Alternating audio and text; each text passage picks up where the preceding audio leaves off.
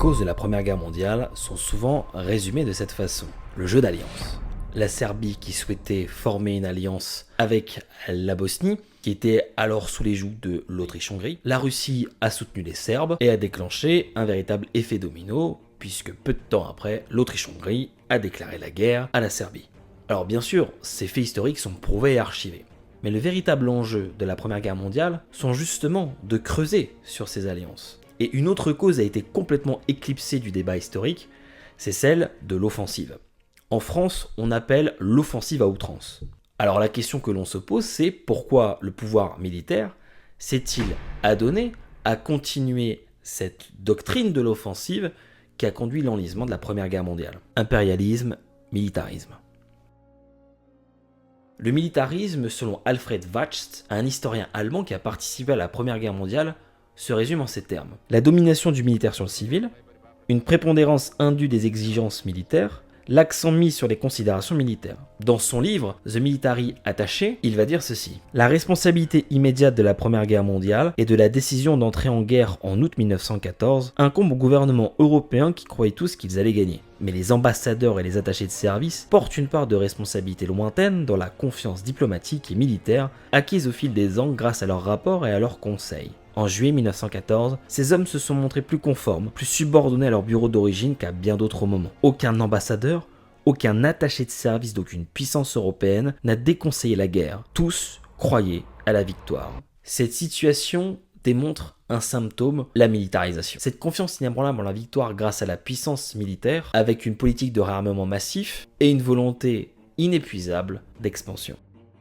Alors c'est vrai que quand on résume le XXe ou même le XIXe siècle, on retient surtout des grands noms militaires. En effet, les généraux de premier plan, les maréchaux, ou même encore les amiraux, comme ce fut le cas par exemple pour Dönitz en 1945, ou pour la paire Hindenburg-Ludendorff, tous occupent une place de choix dans les décisions politiques finales. Prenons la paire de l'Empire allemand, à l'époque, Hindenburg-Ludendorff, elle était bien plus populaire que le chancelier de l'époque, Oleg. L'empereur Guillaume II avait une emprise partielle sur les décisions militaires depuis que Hindenburg et Ludendorff, justement, occupaient le commandement suprême de l'armée en 1916. Après la victoire de Tannenberg, Hindenburg était érigé en tant que héros national. Alors il est vrai, Guillaume II avait pour objectif de redonner à l'Empire allemand sa place au soleil, la fameuse Weltpolitik. Et ce n'est pas von Bülow qui disait le contraire.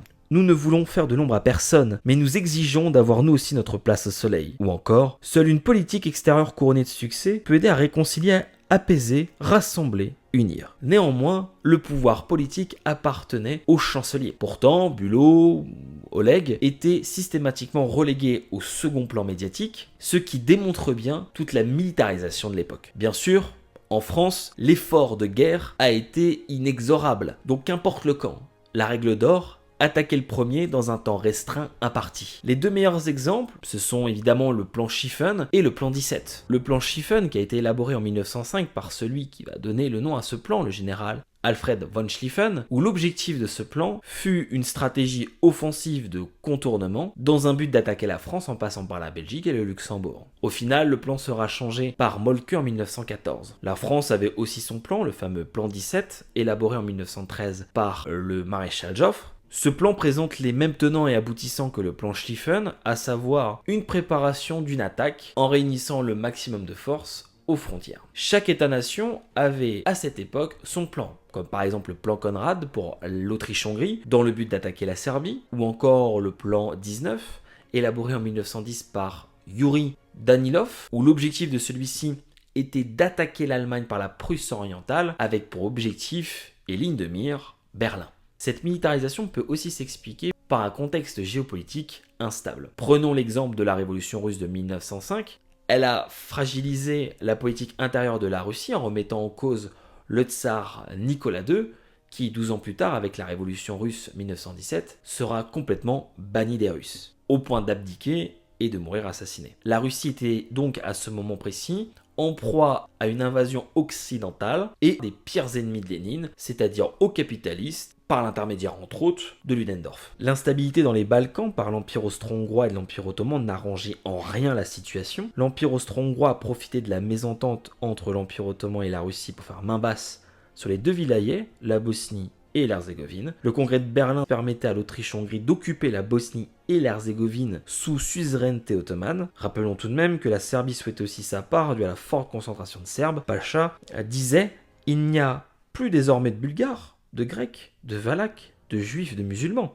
Nous sommes tous fiers d'être ottoman. » Donc l'Empire ottoman réclamait sa part. Chacun défendait sa paroisse. La Serbie rejetait clairement l'annexion de la Bosnie-Herzégovine. Et ce n'est pas l'accord austro-turc de 1909 qui va remettre du baume au cœur à la population serbe qui était clairement hostile à cette annexion, au point même que l'Autriche-Hongrie va accentuer le contrôle de cette population, ce qui ne va pas du tout empêcher l'attentat de Sarajevo de l'héritier de François-Joseph Ier. Pour rappel, les Balkans sont la Bulgarie, la Grèce, le Monténégro, la Roumanie, la Serbie et une portion de l'Empire ottoman qui coupait la péninsule en deux depuis le Bosphore jusqu'au Monténégro et à la fameuse Bosnie. Cette volonté insatiable de conquête, comme la dangereuse implication de la France, de l'Espagne ou encore de l'Empire ottoman dans la colonisation du Maroc de 1905, chacun se sentait légitime à attaquer son voisin. Cette militarisation omniprésente a inéluctablement conduit à la Première Guerre mondiale. Elle a poussé les États à faire des alliances pour éviter d'être attaqués sur deux fronts, qui était d'ailleurs la pire des hantises pour Guillaume II ou même encore Bismarck, qui à l'époque avait décidé d'isoler la France diplomatiquement. Cette militarisation a été aussi permise par un discours de vengeance, notamment en France après la défaite de 1870. Cette militarisation se résumait pour les États comme une opportunité salvatrice, mais encore faut-il se donner les moyens militaires. Les moyens donnés aux ambitions militaires. Pour se donner les moyens, il faut des stratèges, des penseurs de guerre. Dans la doctrine militaire de l'époque, on ne jurait que par l'offensive. En tout cas pour la plupart d'entre eux. Des noms ressortent, comme Jules Léoal, Louis Gouja, dit Maillard, Henri Bonal, Maxime Cherfis. Pourquoi pas aussi parler d'une époque un peu plus lointaine, comme Clausewitz par exemple.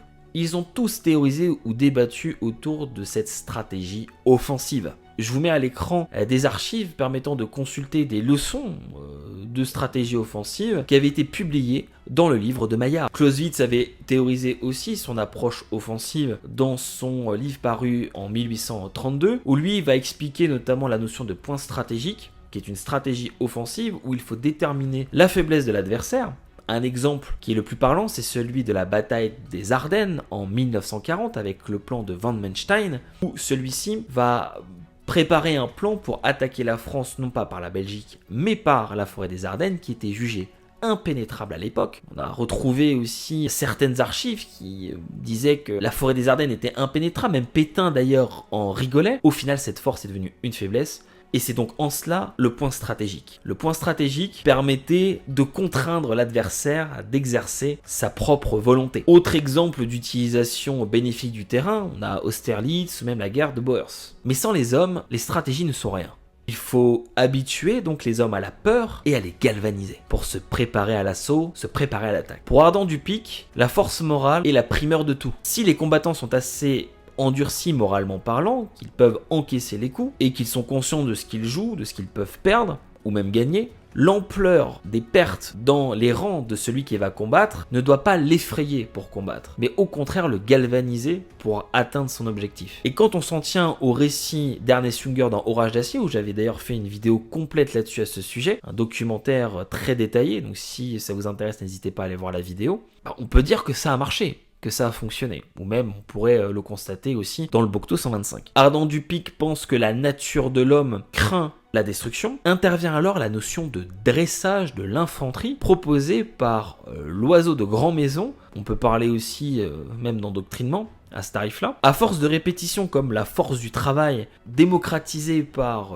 Taylor pour l'industrie, les mouvements automatiques, c'est-à-dire l'aliénation au final de ces mouvements, permettent aux individus d'effacer leur peur et combattre plus facilement. Il faut se dire aussi qu'à l'époque, on n'avait pas connu de guerre depuis plus de 30 ans. Donc l'esprit guerrier était à la baisse. Il fallait donc galvaniser cet esprit. Ça rejoint un petit peu ce que je disais dans la vidéo sur Ernest Junger, notamment avec les récits de vengeance proposée par Ernest Lavis dans les livres d'histoire, donc je vous invite vraiment à aller voir cette vidéo. Bien que le moral soit au premier plan de ces stratégies offensives n'ont pas été forcément saluées par les soldats, au point même pendant la Première Guerre mondiale de faire certaines mutineries, et donc la stratégie défensive vient alors à point nommé. Pétain était d'ailleurs le meilleur représentant de toute cette intelligentsia militaire, c'est le défenseur de Verdun. Il a déjoué l'offensive de Falkenhayn en imposant un système dit de la Noria, où l'objectif était d'assurer le niveau du corps d'armée pour que celui-ci soit permanent, et en dessous de ce corps permanent, les unités étaient assurées de se trouver relevées pour éviter tout simplement un taux d'usure. Et c'était ce sur quoi Falkenhayn jouait dans la bataille de Verdun. C'était sur l'usure, épuiser l'armée française. Ça a été un échec. Et ça, Pétain l'avait compris. Le général Antoine a fait un résumé parfait de ce qu'a été la Première Guerre mondiale le 1er janvier 1918. Il racontait: la guerre présente semble avoir montré que la décision militaire, c'est-à-dire la destruction des armées, n'est pas indispensable pour que les peuples s'avouent hors de cause. Bien sûr, cette stratégie défensive défendue par Pétain a été fortement critiquée lors de la Seconde Guerre mondiale avec cette fameuse ligne Maginot. Et rappelons que la stratégie défensive, c'est constituer une politique qui s'interdit délibérément au nom d'un ensemble de valeurs, mais également du fait que la France n'avait pas de revendication, n'avait plus de revendication territoriale de recourir la première à la force, de prendre une initiative militaire offensive et préférant plutôt jouer la carte de la diplomatie. Conclusion. Les causes de la Première Guerre mondiale ne se résument pas seulement à des jeux d'alliances. Il fallait donc comprendre pourquoi ces alliances. La présence d'une armée forte était la vitrine d'une puissance. Le contexte de l'époque était bien différent de celui d'aujourd'hui. Il fallait donc des hommes capables d'assouvir la faim de l'offensive, parfois en tombant même dans le massacre. Bon nombre de grands militaires comme Haig, comme Joffre, étaient considérés comme des bouchers. Bien sûr, j'en ai pas parlé, mais la course aux technologies d'armement a contribué à cette militarisation et à jouer sur cette idée qu'on pouvait détenir la victoire à tout moment. Voilà, en tout cas j'espère que cette vidéo vous a plu. Si vous avez des suggestions, n'hésitez pas à le mettre dans la barre des commentaires. En attendant, je vous dis à la prochaine. Ciao.